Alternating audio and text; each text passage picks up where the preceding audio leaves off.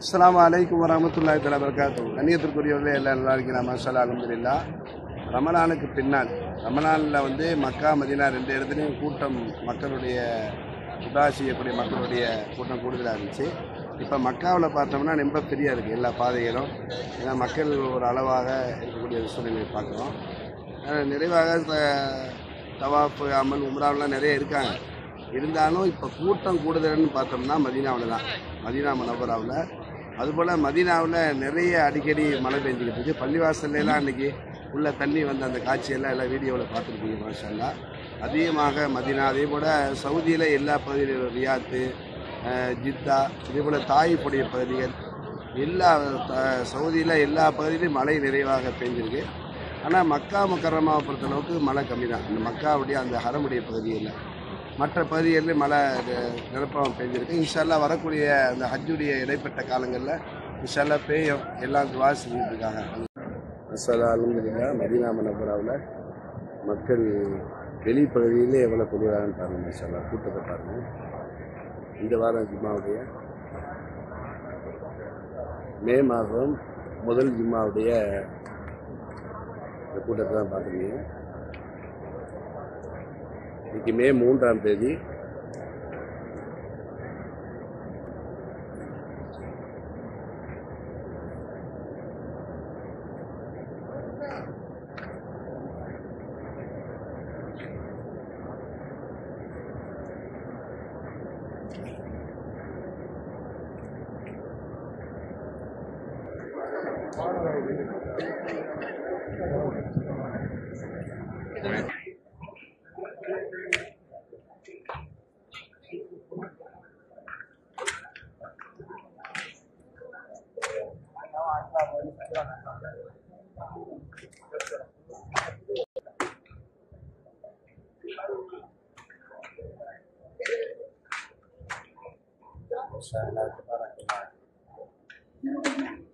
அவ்வளவு மக்கள்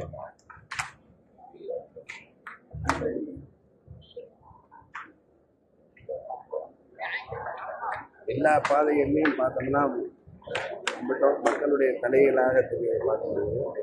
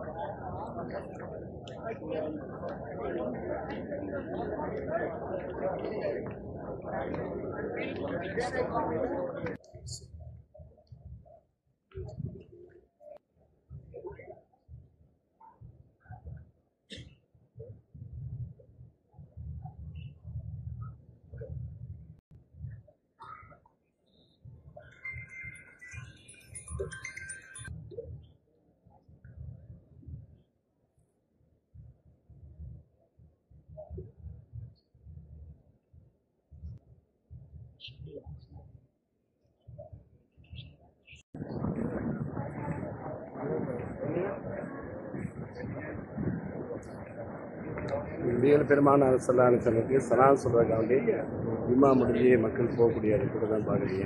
அப்படியே ஸ்டெப் அண்ட் ஸ்டெப்பாக பிரித்து அப்படின்றாங்க. பாபு சலாம்